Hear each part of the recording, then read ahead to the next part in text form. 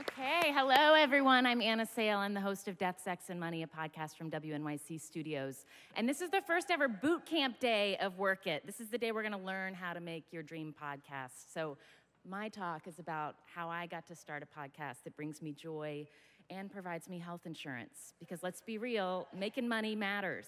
So this is my journey towards that. I just want to get a sense of who is in the room, who right now works for a company that makes podcasts and makes podcasts. Raise your hand, clap. Okay, who wants to make a podcast but has not started at all? Okay, cool, we're about half and half. Wonderful, so we're gonna teach each other.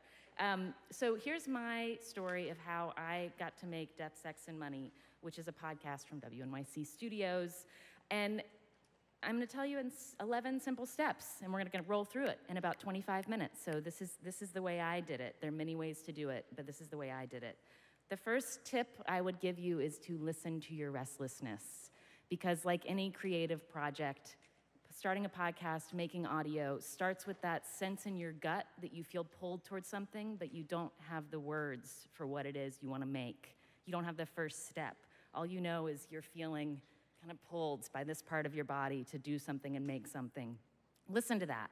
And I think many of you, that's why you're here, you've listened to that. You've listened and said, I need to gather together and learn how to do that more. For me, that kind of listening to my creative gut is how I got into radio in 2005. This was my first year when I was reporting for West Virginia Public Radio. It's how I decided that I wanted to move to Connecticut, and I was reporting on politics for Connecticut Public Radio and doing the very important community garden beat for Connecticut Public Radio. And it's what got me to WNYC, where I eventually was covering national politics. This is me at the Democratic National Convention in 2012. So that gets me to tip number 2, which is also something you're already doing. Get near people who are doing what you want to do.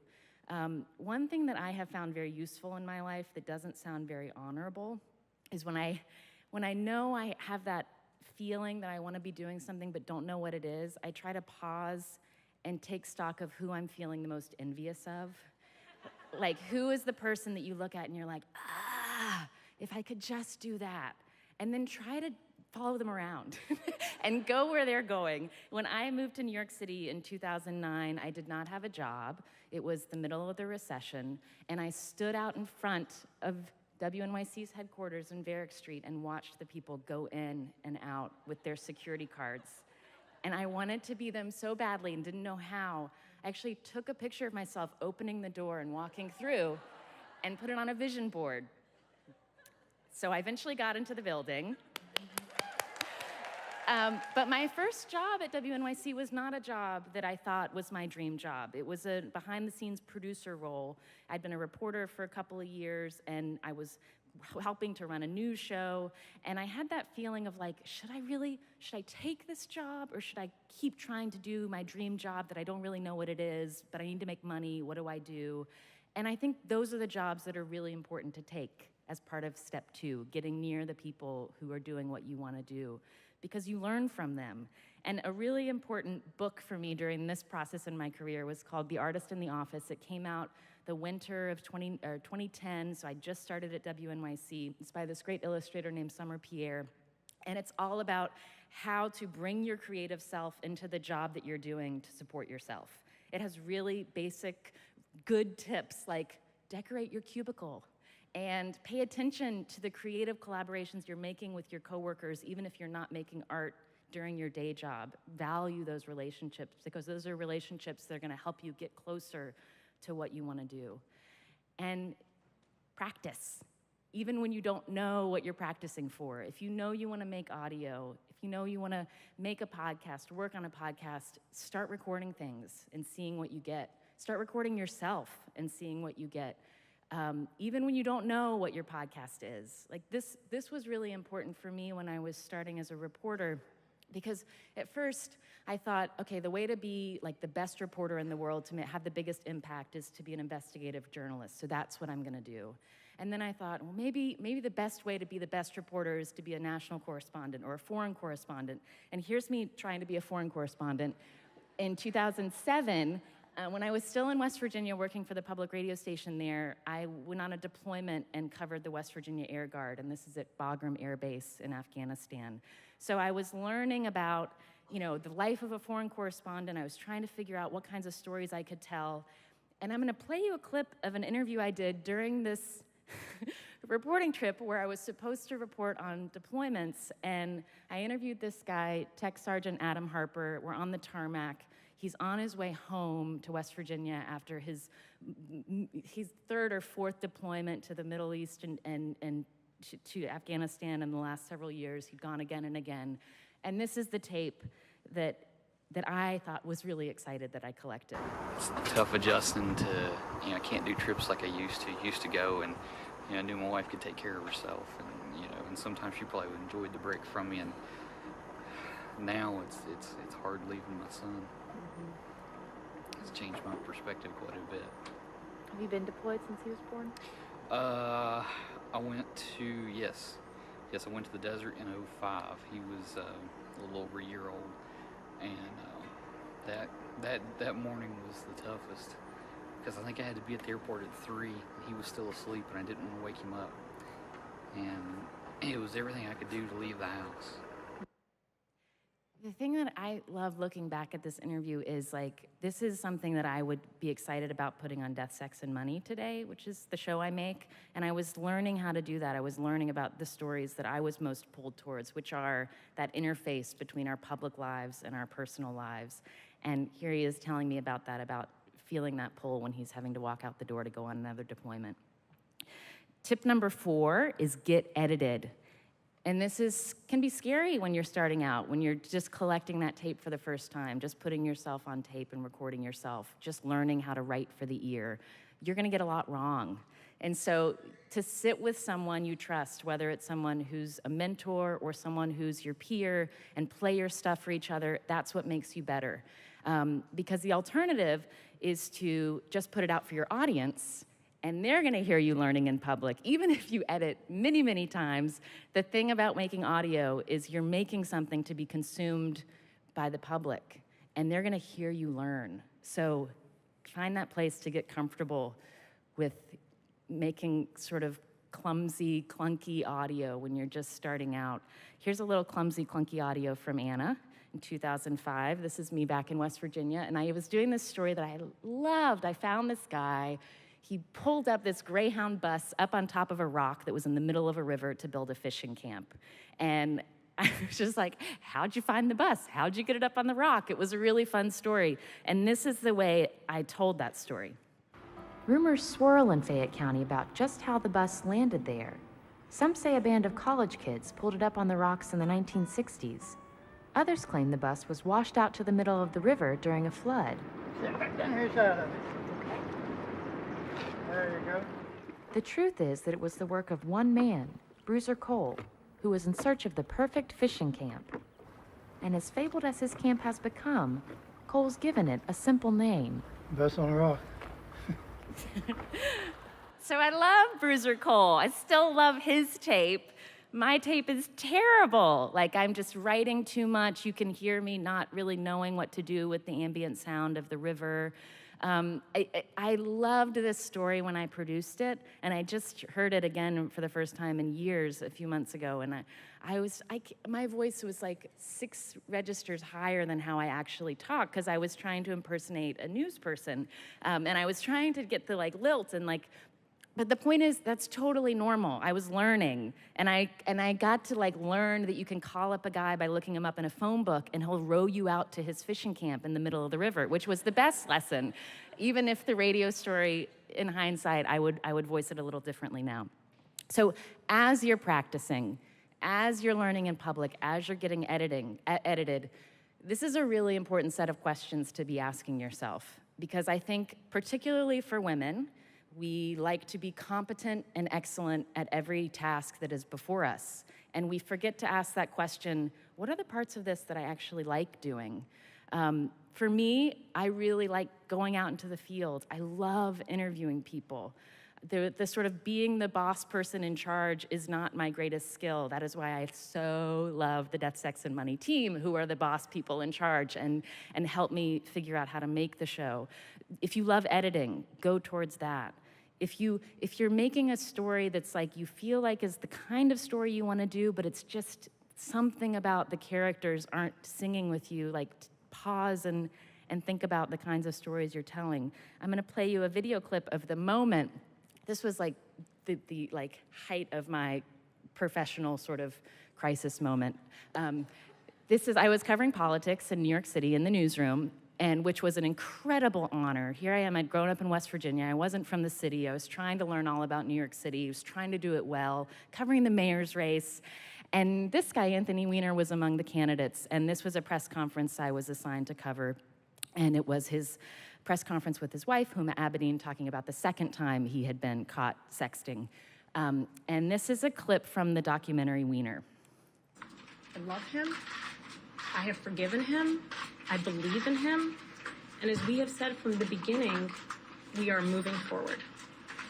Thank you very much. Thank you for your time. Can you explain why should we trust your judgment? Why did I get your phone number? Why should we trust your judgment?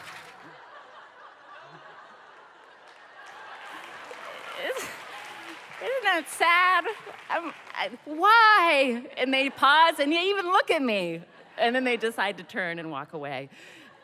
So I was feeling, after covering the 2012 election and talking to a lot of voters, and then going right into the 2013 mayor's race, I was having all these conversations with voters, doing the kinds of interviews that I love doing, but I was feeling like the people, the voters I was covering, are not feeling heard, and I am not helping with the stories I'm actually putting out on the air. I was feeling like I'm asking questions, such as that one, that are not getting answered honestly. And I also was feeling like my stories were highlighting divisions and not increasing understanding. So I was really having this crisis of purpose. This was also my job, right? So it's like, okay, I'm just gonna notice this stuff. I'm gonna notice this restlessness and see what happens next. Because I also was in great personal turmoil around this time. This is a picture of me on the streets of New York around then, just staring up, looking for direction. I was divorced, I was in a long-distance relationship, I was getting used to the idea that I was now totally and completely in charge of my financial destiny. I didn't know if I was gonna live in New York, I didn't know if I should leave. I just was having all these questions, that restlessness swirling around. And so then, tip number 7, this is why we're all here. It's the magic, it's the thing you can't control, it's luck, it's why you make vision boards, it's why you just wanna stay alert to the things that you're not in charge of, and that's the invitation to help you get a little clearer on what it is you want to make and how you can make it. My greatest invitation came in the form of an email that went to everyone who worked at WNYC. And it was just a basic, hey, we're having a contest. Everyone who works here, we're looking for new show ideas. Tell us what you think. We're looking for new ideas and new talent, Chris Bannon said, who was the then program director, who's now at mid-roll. We're looking for a fresh perspective, an original point of view, maybe a little attitude. So I get this email, and I'm like, here it is. Here's that moment to try to put words to what I really, really would love to do, but I didn't have the words. But I had an assignment. I had 5 questions that Chris laid out that were questions that you had to answer for your podcast idea or for your pilot idea. And so I'm like walking the dog, thinking about what are the things I'm thinking about, what do I want to hear more of? And I'm thinking about money, I'm thinking about where I am in my life and all these career questions. I'm thinking about sex. I'm thinking about the pivotal role that our relationships have in our lives and the ways that a lot of that had felt a little underexplored to me. And also death. The reason why all of this has stakes is that we have limited time. So I'm like, how? And then I thought, what if I just made a podcast called Death, Sex, and Money? That's kind of funny. And so that became my pitch, and it became the elevator pitch for the show. This was the first question that was asked when you had to submit into the contest. And at the time, I had no tape. I didn't know what it was. I called it a weekly show, an irreverent and honest look at what worries us in our rapidly changing economic, social, and family lives. And I also knew that no matter the segment, the storytelling device that I wanted to use was personal storytelling. Instead of having like a quote from a voter that then goes into why the polls are what they are in an election story, I wanted to have the big questions all sort of addressed through the lens of one person who's taking us along. So I knew that about what I wanted to do. I didn't know how. And then I got the opportunity to pilot it from WNYC. They said, "We like your idea, try it." So then I was like, how do I get tape? What is this? I was sitting in a corner with a laptop much like this one, learning Pro Tools. I'd never used Pro Tools before as an editing software. And so I went back to that question of like, what is the show that I need? What is the show that I need? And I had the helpful coincidence that my personal life had continued to be in turmoil while I was piloting. And this is a piece of tape that I got on my cell phone. Ms. Alice Sales, this is Alan K. Simpson in the wilds of Wyoming, former U.S. Senator. This is a message I got on my cell phone. Need to talk to you about an urgent matter. Nothing life-threatening at all, I can assure you. So that's a real voice message that I got on my cell phone. And so the backstory here is my then ex-boyfriend, who was a wildlife biologist, did a lot of work in Wyoming. We had broken up because it felt like, I live in New York, you live in Wyoming, what's the future here?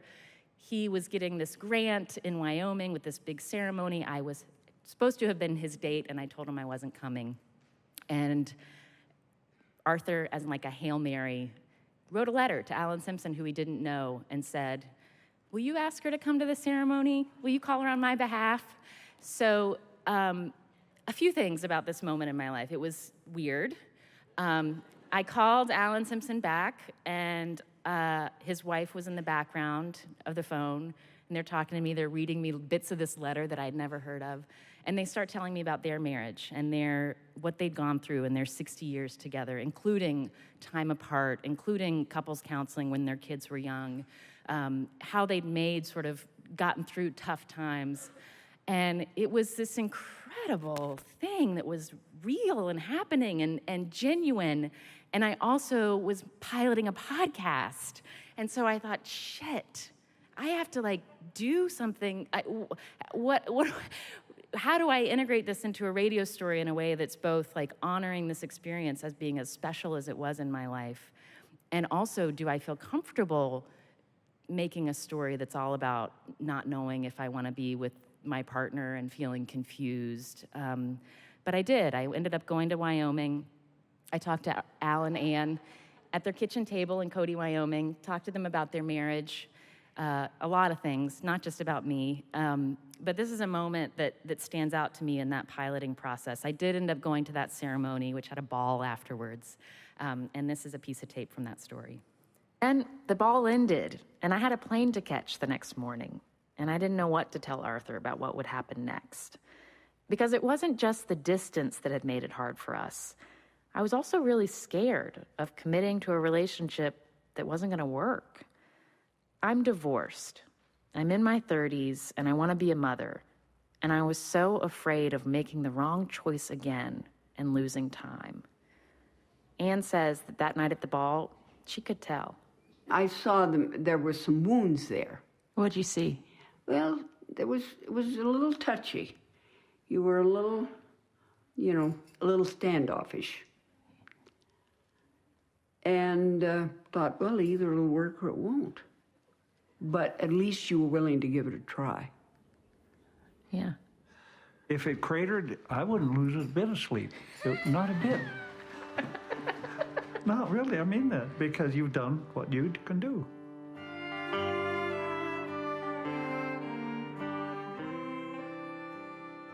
So there's a lot about that moment that I love, but the visceral memory I have of standing in a studio with a script, having to say in front of a producer into a microphone that I'm in my early 30s, I'm afraid I messed up one time, I don't know how much time I have, I've got to make this critical choice, and I don't feel certain. It's still I feel I can feel it in my body. It was not easy, it was scary.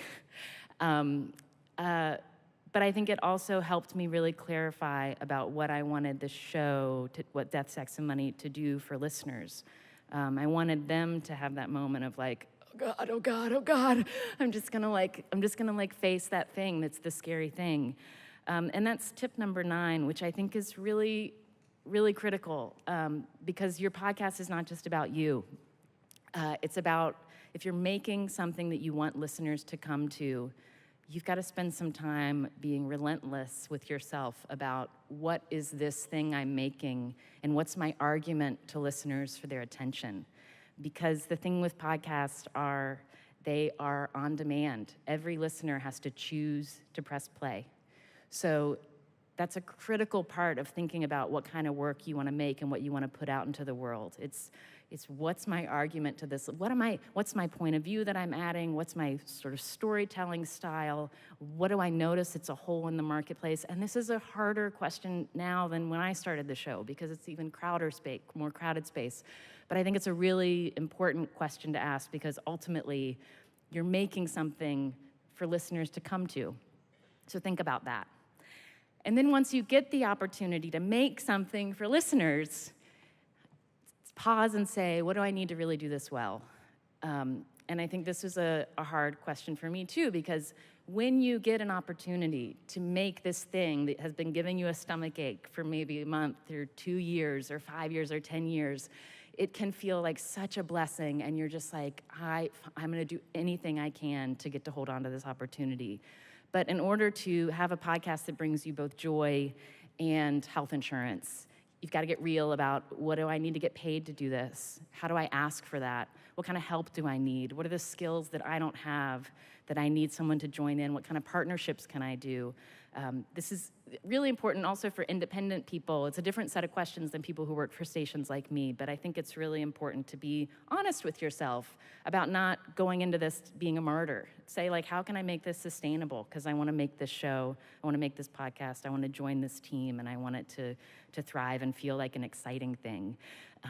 I had this moment when, about a year after Death, Sex, and Money launched, I got married, and very quickly afterwards I got pregnant, which was a great blessing. And it also was like, what do I do? How do I keep growing this show that I'm so proud of and care so much about, and also take maternity leave? And this is something I asked about at WNYC, and thankfully, thanks in large part to our CEO, Laura Walker, I had paid maternity leave. I also had a team that rallied with me and helped us figure out our production plan to cover while I was gonna be out. And I got to be on stage while I was pregnant with Lisa Fisher, who you might know from 20 Feet from Stardom. She's singing to my fetus. Like, this is because I said, like, I'm pregnant, let's make it like integrated into the show. And that led to this moment, which is probably one of the best moments on planet Earth that I have had. And when you get these blessings, when you ask for what you need, when people rise up to support you, the 11th tip is you need to pass it on, because that is how we can all lift each other. And this was something that was really great about stepping away during my maternity leave, because one of the things we learned, or we thought about, was like, what if we had previous guests on the show sit in and be guest host and ask who they'd want to interview for a Death, Sex, and Money episode? And one person who was excited to do it was Sonia Manzano, who you know as Maria from Sesame Street. She'd been on the show. Katie Bishop, our senior producer, emailed her and said, would you want to do this? Who would you want to talk to? And she's like, I think I'd like to talk to Justice Sotomayor, my friend. And we said, that's a great idea. They're both Puerto Rican, they're both from the Bronx, and they had a conversation that is not one that I could ever have led as an interviewer, and I'm so glad it happened. And I want to play you a piece of tape of their exchange, because it's about what they were able to create together in the studio, and it's also about words, which is the sacred work that we're doing when we work in audio. We are trying to communicate with the tools we have in people's ears, which are words. Words can kill. They can drive people to do acts that are horrible. We use words in fights to instigate people to do things they might, in calmness, not think of doing. And words can evoke emotions, and used properly, they can inform. And they can lead people to think about things in radically different ways than they might not otherwise. But it took me a long time to love words that way and to understand their power. Your dissents are very, very emotional, and I'll just read a few. I quote, "Race matters to a young man's view of society when he spends his teenage years watching others tense up as he passes, no matter the neighborhood where he grew up. Race matters to a young woman's sense of self when she states her hometown and then is pressed. No, where are you really from? Regardless of, your words move me, my dear. Oh. Regardless of how many generations her family has been in this country. Race matters because of the slights and the snickers, the silent judgments that reinforce the most crippling of thoughts. I do not belong here." How do you make such statements without blowing up, getting emotional, wanting to take your shoe off and throw it at somebody? Well, you're assuming I don't have those emotions.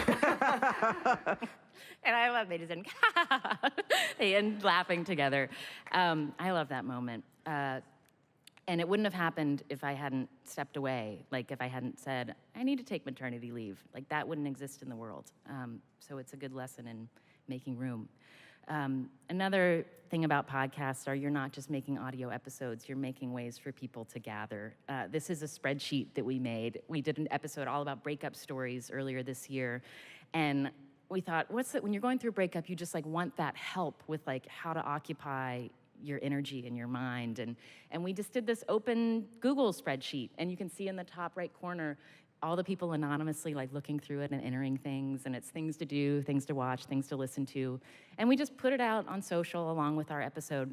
And then this summer, we got an email from a listener who like knew how to make things beautiful on the web, and she made this website, breakupsurvival.guide. You should all go to it, and you press this button, and it like all those ideas just pop up one by one, and it's really beautiful. It's sort of like, oh, this is what it feels like when people are just like pitching in and sharing and helping each other. And passing it on is also why we were able to do this great series of episodes about student loans that we put together this summer. And that was because we asked the question, how are student loans affecting your life and what you feel like is possible for you in your adulthood? And we were inundated with stories, both before as we were making the audio and then afterwards online. We got thousands more stories on a website of people sharing their student loan stories. And really, we called the series Our Student Loan Secrets because it felt like for many people, this is something that they were hiding, not saying out loud, felt shame about. But we wanted to lift up that this is an incredibly common experience and increasingly so for people coming out of higher ed. So that's what I've gotten to do with Death, Sex, and Money, and it's really important to me. I really care about my work, and this is your closing pep talk. This is Bootcamp Day, so think about what you have already started to do to get you closer to making the audio and making the podcast that you might not even know what it is yet, but you're here. You're with your peers and your colleagues and with people who can help. Ask for help and take this really seriously, because the work that you have to add, that feeling in your gut is what you want to express, and you got to figure out ways to get it out. So let's help each other get that out. And here's a little closing from Ellen Burstyn, who's one of my very favorite guests on Death, Sex, and Money. And I asked her at 82 why she was still taking so many roles. Why work so much at this point in your life? I'm good at it. And it feels good to do things that you're good at, you know? Things that you've developed and learned and perfected to the best of your ability. It's your vehicle for excellence. And that feels healthy. Mm-hmm. I like working. So here's to our vehicles for excellence. And we're getting to more brass tacks coming up. The next panel is called Set It Up, how you actually go from that wanting to make a vehicle for excellence to getting into a studio, what your budget has to be. Taz Ahmed from Good Muslim, Bad Muslim is moderating the panel. Please welcome them on stage.